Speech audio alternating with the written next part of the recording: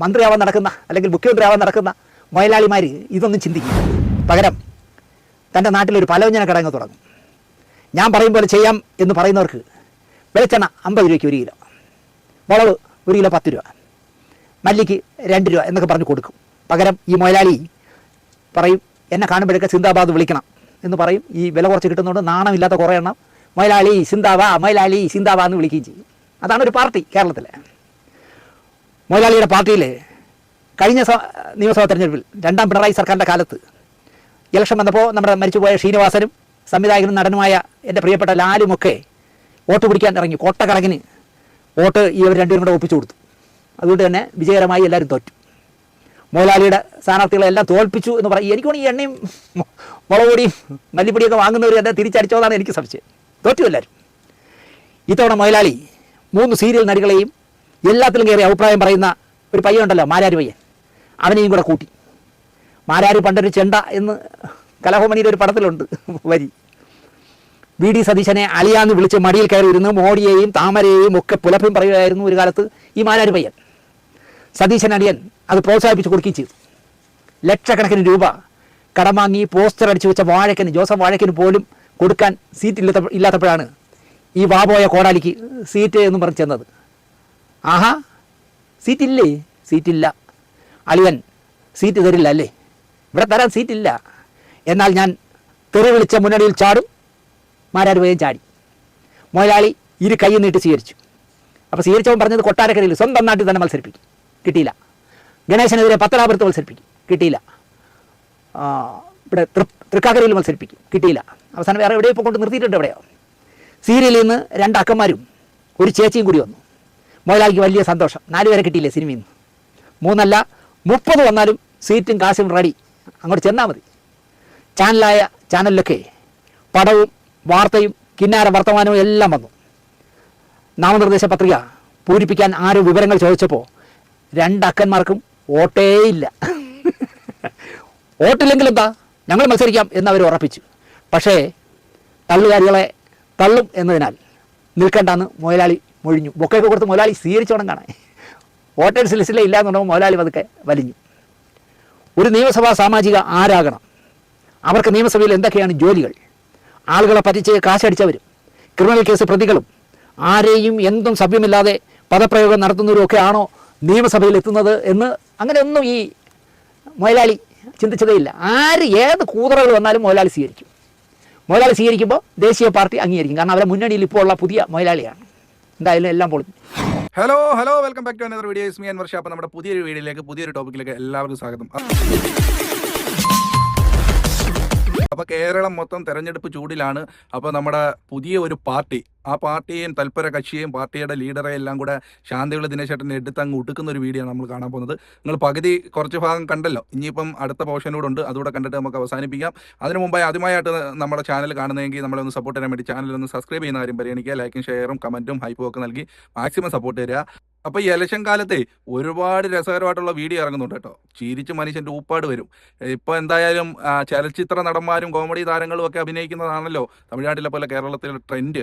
അപ്പോൾ ആ ട്രെൻഡിനൊപ്പം നീങ്ങുന്ന കേരള ജനതയെയും പുതിയ ഒരു പാർട്ടി നിർമ്മിച്ച ഒരു മുതലാളിയെയും ചേർത്ത് ശാന്തിയുള്ള ദിനേശേട്ടനെ എടുത്തൊടുക്കുന്ന വീഡിയോ ആണ് നമ്മൾ കാണുന്നത്. അപ്പോൾ നമുക്ക് സമയം കളയാതെ നേരെ വീഡിയോയിലേക്ക് പോകാം. ഇദ്ദേഹത്തിൻ്റെ റിയാക്ഷൻ വീഡിയോസ് എന്ന് പറഞ്ഞാൽ എനിക്ക് അത്ര ഇഷ്ടമാണ്. ആക്ഷേപഹാസ്യത്തിൽ ഇങ്ങേരുടെ അവതരണ ശൈലി എന്ന് പറഞ്ഞാൽ അടിപൊളിയാണ്. അതുകൊണ്ടാണ് നിങ്ങളുടെ മുമ്പിലേക്ക് ഈ വീഡിയോ ഞാൻ കൊണ്ടുവരുന്നത്. അപ്പോൾ നമുക്ക് ബാക്കിയോടെ കണ്ടിട്ട് അവസാനിപ്പിക്കാം. അടുത്ത കഥ നഞ്ചെന്തിന് നാനാഴി എന്ന് പണ്ടുള്ള പഴമക്കാർ പറയാറുണ്ട്.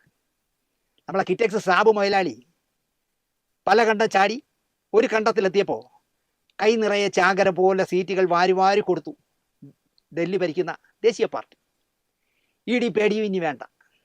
തൻ്റെ സ്വകാര്യ പാർട്ടിക്ക് നിയമസഭാ സീറ്റുകൾ യഥേഷ്ടം കിട്ടുകയും ചെയ്തപ്പോൾ സന്തോഷമായി സാബു മുതലാളിക്ക്. അല്പം ഗ്ലാമർ ഉണ്ടാക്കാൻ സിനിമ TV-ക്കാരെ ഒന്ന് തപ്പി സ്ഥാനാർത്ഥികളാകാൻ. ഇഷ്ടം പോലെ കാശുള്ള മുതലാളിയുടെ ചൂണ്ടയിൽ ചിലത് വന്ന് കൊത്തി.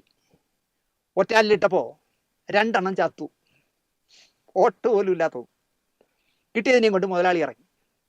അടിയൊഴുക്കില്ലെങ്കിൽ സാബു മുതലാളിയുടെ എല്ലാവരും ജയിക്കും, മന്ത്രിയേ ആകും. ഇങ്ങനെ ക്ലാസ് എടുത്തത് കൊണ്ടായിരിക്കണം ഒരെണ്ണമേ ഒറ്റാലിയിൽ ബാക്കിയുള്ളെങ്കിലും ആവേശഭരിതയായി തുള്ളിക്കളിക്കുകയാണ് ആ സിനിമാ നടി സ്ഥാനാർത്ഥി. 2020 ആണെങ്കിലും തലയിൽ വെച്ചിരിക്കുന്നത് താമരപ്പ്, കാതിൽ ഇനി എന്ത് വയ്ക്കുമെന്ന് പറഞ്ഞാൽ വോട്ടെണ്ണി കഴിയുമ്പോൾ കഴുത്തിൽ കോണകമൊക്കെ ഇട്ട് തള്ളി മറിക്കുകയാണ് ഭവതി. തൻ്റെ നിയോജക മണ്ഡലത്തിലെ ആവശ്യക്കാർക്കെല്ലാം ഗ്യാസ് എത്തിച്ചു എന്നാണ് ഇപ്പോൾ പറയുന്നത് ക്യാമറ ഫ്രണ്ടിൽ. സാബു മലയാളിയുടെ വീട്ടിലിരുന്ന 2 കുറ്റി ഗ്യാസ് എടുത്ത് ആർക്കെങ്കിലും കൊടുത്തു കാണും. ക്യാമറയ്ക്ക് മുന്നിൽ എന്തൊക്കെ കാണിക്കുന്നു എന്ന സ്വയബോധം പോലും പോയ മട്ടിലാണ് ഈ സ്ഥാനാർത്ഥി തത്തി കളിക്കുന്നത്. വേറൊരു ചാനലുകാരൻ്റെ പറയാണ്, ഞാനിപ്പോൾ ഇവിടെ ഒരു കോളനിയിൽ പോയി, 10 വർഷമായിട്ട് ആ കോളനിയിലുള്ള ചേട്ടന്മാർ പറയുക അവരെ എലി കടിക്കുന്നു. പിണറായി എന്ന അധികാരത്തിൽ വന്നാൽ അന്ന് മുതൽ എലി കടിക്കുന്നു. ഇനിയിപ്പോൾ ഞാൻ ജയിച്ചിട്ട് വേണം ഇവിടുത്തെ എലികടിയും കൃമികടിയൊക്കെ മാറ്റാൻ എന്നാണ് പറയുന്നത്. അയ്യോ, ഈ കൊച്ചൊരു വളരെ പതിഞ്ഞ സ്വഭാവത്തിൽ നടന്ന കൊച്ച ഇപ്പം കൺട്രോൾ പോയി നടക്കുകയാണ്. നിങ്ങൾ യൂട്യൂബിൽ കയറി നോക്ക്, എന്തെല്ലാം കോപ്പറേറ്റുകൾ ആ കൊച്ച് കാണിക്കും. എനിക്കാണ് അതിൻ്റെ വീടും അതിൻ്റെ അടുത്ത് എവിടെയാണെന്ന് തോന്നുന്നു. ഇവിടുന്ന് 10 വീടേ ഉള്ളൂ എൻ്റെ വീട്ടിൽ പോകാൻ, 10 വീടിൻ്റെ അപ്പുറത്താണെന്നൊക്കെ പറഞ്ഞിട്ടുണ്ട്. പക്ഷേ ഇളകി നടക്കുക. ഒരു കാര്യം ഉറപ്പിച്ച് തന്നെ പറയണം, സാമ്പത്തിക തിരിമറിയിൽ, പറ്റിപ്പിൽ, ചതിയിൽ, വഞ്ചനയിലുമൊക്കെ മാസ്റ്റർ ഡിഗ്രി ഉള്ളവർ സാബു മുതലാളിയുടെ ചുറ്റിനും ഉപഗ്രഹങ്ങളായി എത്തിയിട്ടുണ്ട് എന്നതിനാൽ ഒരു തർക്കവും വേണ്ട. കെട്ടുകണക്കിന് കടം ചോദിക്കും ഒരാഴ്ചയ്ക്ക്. കുറിച്ചിട്ടോ സാബു മുതലാളി, വോട്ട് എണ്ണി തീരുന്നതിന് മുമ്പ് താങ്കളിൽ നിന്ന് ലക്ഷങ്ങൾ കടം എന്ന് പറഞ്ഞ് വാങ്ങിച്ച് സുഖിപ്പിച്ച് താങ്കളെ കുപ്പിയിൽ ഇറക്കിയെങ്കിലും വാങ്ങിയിരിക്കും. അങ്ങനത്തെ വേന്ദ്രത്തികളെയാണ് താങ്കൾ കൂടെ കൂട്ടിയിരിക്കുന്നത്. താങ്കൾ കൊടുക്കുകയും ചെയ്യും. ആ കാശ് വെള്ളത്തിൽ വരച്ച വര പോലെയാകും. തിരിച്ചു ചോദിച്ചാൽ പീഡന കേസിൽ കയറ്റുകയും ചെയ്യും. ആ കാര്യം എനിക്ക് ഉറപ്പാണ്. കാരണം അങ്ങനത്തെ ഐറ്റംസുകളാണ്. ഫസ്റ്റ് കക്ഷികളെയാണ് ഒറ്റാലിൽ കിട്ടിയത്. എല്ലാ തരികടകളും കളിക്കാൻ അറിയാവുന്നവരെയാണ് താങ്കൾ കിട്ടിയത്. എല്ലാ കളികളും അറിയാവുന്നവരാണ്. ഒരു കാര്യത്തിലും ഒന്നിലും ഒതുങ്ങാത്തവരാണ്. താങ്കളെയും വിഴുങ്ങും, പിന്നെ അപരാധവും പറയും. സൂക്ഷിച്ചാൽ സാബു മുതലാളിക്ക് കൊള്ളാം.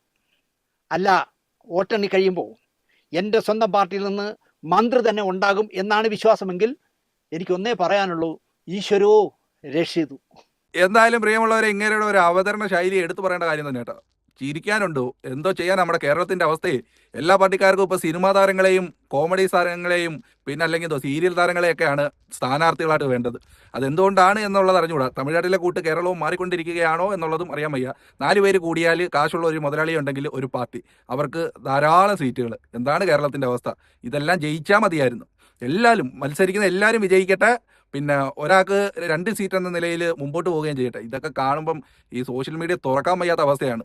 ചിരിച്ച് തല കുത്തുകയാണ് ഓരോ ട്രോളുകൾ കാണുമ്പോൾ. എന്തെല്ലാം കാണണമോ ആവോ. എന്തായാലും ഇന്നത്തേക്ക് ടോപ്പിക്ക് എന്ന ശാന്തിയുള്ള ദിനേശേട്ടന് നന്ദി പറഞ്ഞുകൊണ്ട് നമ്മൾ അവസാനിപ്പിക്കുകയാണ്. വേറൊരു ടോപ്പിക്കുമായി നമുക്ക് വീണ്ടും കാണാം. എൻ്റെ പ്രിയമുള്ളവരെല്ലാവരും അവസാനം വരെ കണ്ടവർ നമ്മളൊന്ന് സപ്പോർട്ട് തരിക. ചാനൽ ഒന്ന് സബ്സ്ക്രൈബ് ചെയ്യുന്നവരും പരിഗണിക്കുക. വേറെ വീഡിയോയുമായി കാണാം. താങ്ക്